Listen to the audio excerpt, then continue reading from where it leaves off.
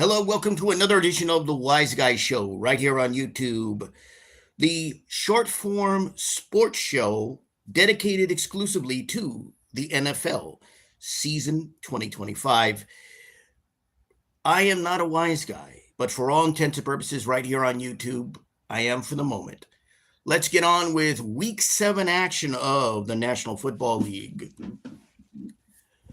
Right here on this edition of the Wise Guy Show. So, interesting week. You had you had you had at least a real bar burner of a game here. Some of the matchups didn't turn out quite the way I thought they would in terms of what I call the state of play, or what I would also call the quality of the game. So let's get down to brass tacks and look at some of the games this week. Actually, the Steelers-Bengals game ended up being a better game than I thought it would be. Joe Flacco put on quite a show there in this back-and-forth contest, a very close contest. And the Steelers lost a close game to Cincinnati. I still think that Cincinnati's a weak team. I think without Burrow, they don't really stand much of a chance. But for the present, the Bengals put on a pretty good show offensively. And I think also what a big factor was in that game is that Flacco got a good amount of good amount of protection compared to, say, when he was in Cleveland. So a pretty good game. Surprising that the Steelers lost that one, and surprising that the Bengals won. Again, I don't expect much of the Bengals. They've been losing games. I think bringing Flacco in may help rejuvenate them slightly, but I don't really see much on the horizon for the Bengals, but who knows?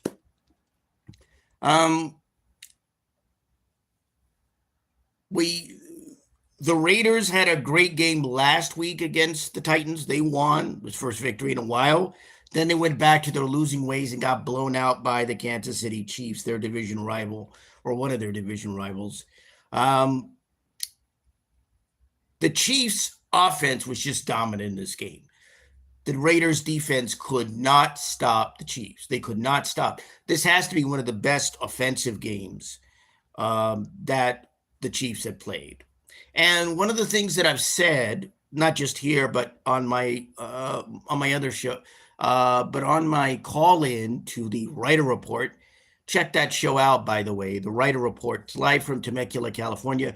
Go to mixlr.com. That's mixlr.com, mixlr.com, to listen to the Writer Report.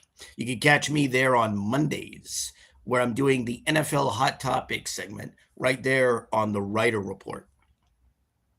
But the Raiders had a good game against the Titans. They seemed to be clicking on all cylinders in that game. You know, Geno had a turnover in that game, but just one. Here, I think the Raiders barely got a chance to actually get the ball. I mean, offensively, they really just had very few opportunities. I think at one point they had like maybe a couple of first downs, and that was about it at one point in the game. The Chiefs just were offensive juggernaut in this game. And they were just able to score and score extensively as they could. And they just blew out the Raiders. The Raiders are going to have to go back to the drawing board and try to see if they can play some complementary football and maybe win a few games before the end of the year.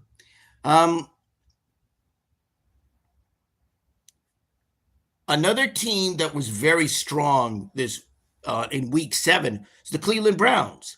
You know, they really dominated the Miami Dolphins. It was an interesting game.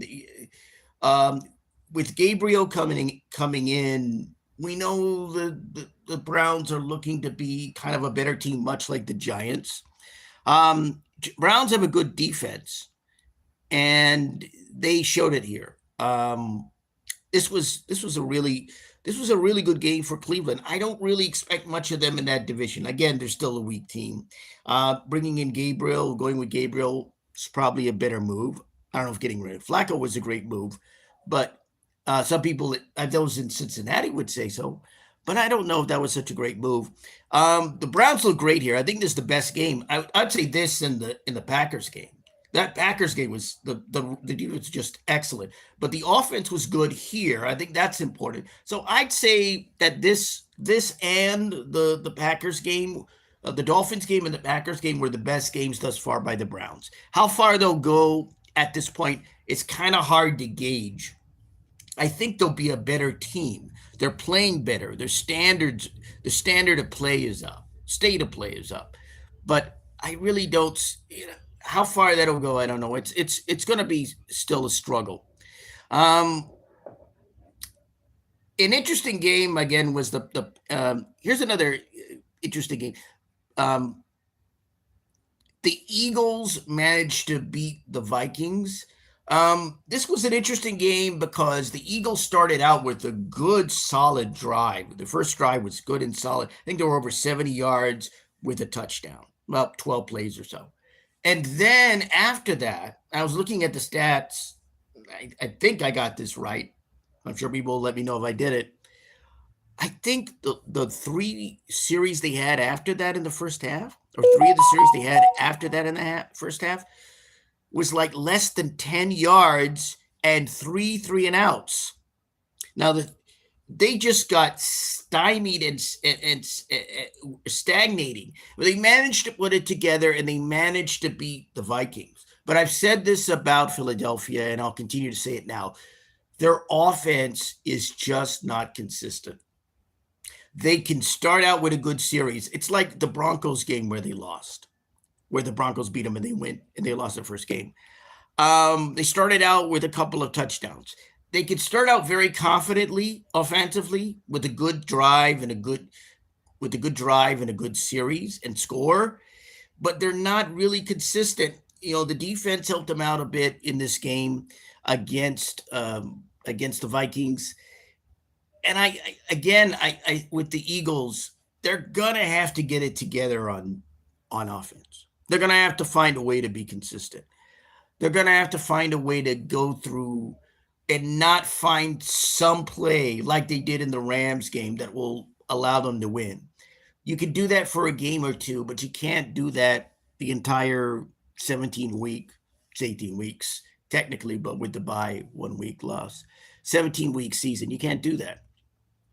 So the Eagles come back to winning, but it's still a lot of red flags there. And I've said this before, I'll say it again. I think they're a dysfunctional team. The Bears and Saints, interesting game. Bears played a good game. I think the Bears have been fortunate of late. They've been a snake-bitten team over the past few years, but now, if you believe in luck, I don't. Their luck is turning on their side. They won a really close game that they could easily have lost to the Raiders. And they handily beat Dallas. So that was probably the most impressive victory they had. But they barely beat the Raiders, and they were really fortunate to beat the Commanders. I mean, the Commanders might have pulled that out. Was it not for the fumble that allowed them the late drive and scoring opportunity to win that game. So I think the Bears have been fortunate. They still, the closest they have to like an outright win is the Dallas game. They need like a signature victory against a really good opponent. They need a signature victory against a really good opponent. And speaking of a signature victory against a really good opponent, the Colts beat the Chargers. And this was a game that was a disappointment. It really wasn't the seesaw contest I had hoped. It wasn't the great game I thought. The Colts dominated. The Chargers defense could not stop the Colts. And it's interesting because the Colts struggled against the Cardinals last week. They really had a tough time against the Cardinals, which was interesting. They barely won that game. But they had this game largely in hand. The Chargers came back and were close to making a game, but the Colts just couldn't stop. That defense of the Chargers could not stop the Colts. The Colts could score. Jonathan Taylor was good. Obviously, Daniel Jones was good. if anyone needs to know whether this team, meaning the Indianapolis Colts, is for real, look at this game. Look at the Colts Chargers game. Chargers are a good team. Whether you think they're a great team, we can't say right now. I said this before, not only on social media, but also on my call-in on the writer, but also on the writer report. I've said you got to look out for the Colts. I've also said you got to look out for the Buccaneers. We played Monday night, played Monday night, but you got to look out for both those teams. At this point, the Colts, I've already said this. I've already begun to make my assessments. I like to do that after week 5, after at least 3 or 4 to 5 games. And the Colts are a contender for the playoffs. And when I say contender, it means they've got a chance at making the playoffs. Now, some people would go, well, they're what, 6-1? Yeah, they got a chance to make the playoffs. But you got to officially do the work anyway and say, okay, regardless, I look at this team, I go, they're a contender for the playoffs because their offense hasn't been dominated. The closest was the loss to the Rams, and that was a close game. Their offense hasn't been dominated. This offense is for real. Jonathan Taylor's great. Daniel Jones is great. They're playing well. The only way I see the Colts not being able to make it to the postseason is if Jones gets injured, Taylor gets injured, and they lose some other people. And if they get injured, yeah, I think if Daniel Jones is injured, yeah, I really don't think they're going to be able. They got a good offensive line, pretty good defense, but yeah, this team, the playmakers are the start. The playmakers are the reason. I don't want to say it isn't a team effort, but you got to look at Daniel Jones coming in, playing well on this team. You got to look at Jonathan Taylor having a really good year. And again, if those two are injured, then it may be hard for them in regards to making the playoffs. Outside of that, they're a contender for the playoffs. This team's for real. Look at this game. Colts, Chargers. Chargers are still a good team. They've got some issues, but they're a good team. Tell you right now, Colts are the real deal thus far in the AFC. They're the most consistent team that I've seen. I haven't really seen a team that's consistent this year, and the Colts are about the only one. The Lions were, and then they lost to the Chiefs, so the Lions were the closest. But yeah, the Colts are the most consistent. The Packers, some of these games, I said this before.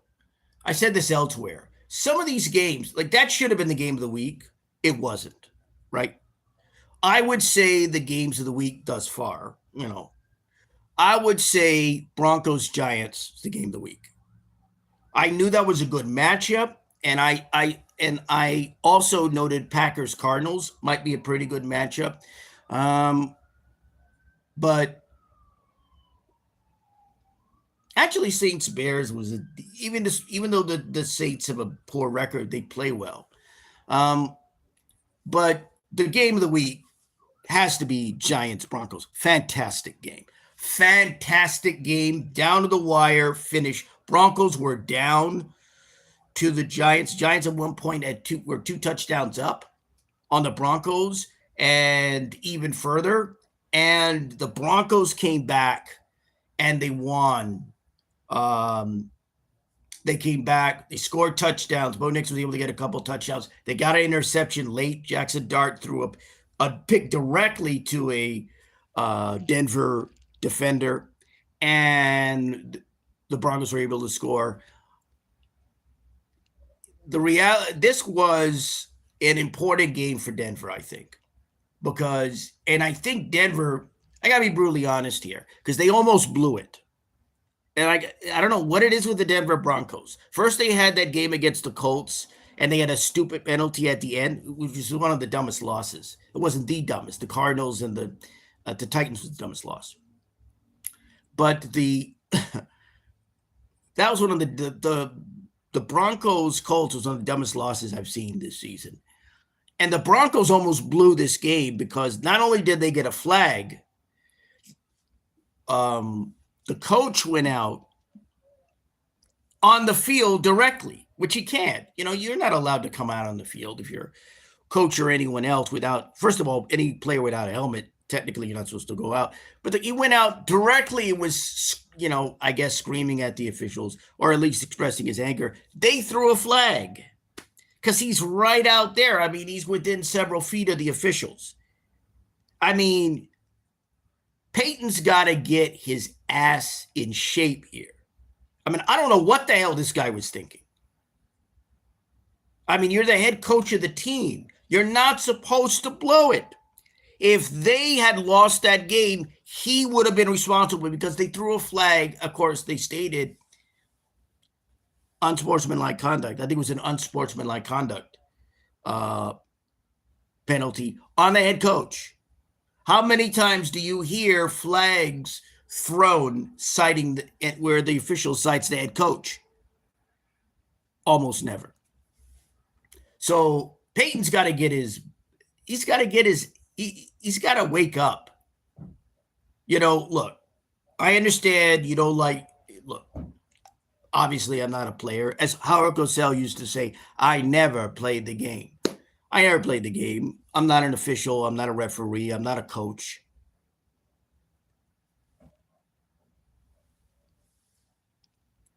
But you don't do that. I mean, you're supposed to be the person who keeps everything in check. If a coordinator, you could understand a coordinator doing that. You could understand a minor coach doing that. But you're the head coach. I mean, what the hell are you thinking? I don't think he's going to watch this show. It's a small show on YouTube. But what in the hell were you thinking? You know, get your head right, Peyton. Get your head right. It's ridiculous. He almost blew it for the Broncos, and I hate the Broncos. One of the teams I'm a fan of is the Las Vegas Raiders. So I hate the Broncos. But even I looked at it and went, of course, I was upset because I picked the Broncos.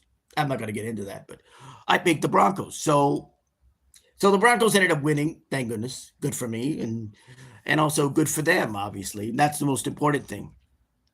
But that was a fantastic game with a great finish. The Giants blew this game, and I think this is the problem. I don't care if you have Jackson Dart in that game. I don't care if you have Scatterboo in that game, or as I like to call him, Ogre.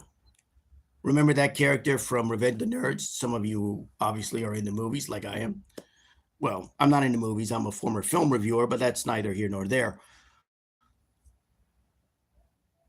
This was a great game. This was the game of the week, as far as I'm concerned. I knew this was going to be a good matchup, and I said this otherwise. I said this elsewhere. Good matchup. So I'm happy the Broncos won, even though I hate the Broncos for other reasons, which I will not go into. Anyway, Packers-Cardinals, also a very good game. Surprisingly good game. And the interesting thing is this. Since Kyler Murray's gone out, you look at Jacoby Brissett. He is playing well on this team. You look at the previous game. I guess it was the game with the Colts.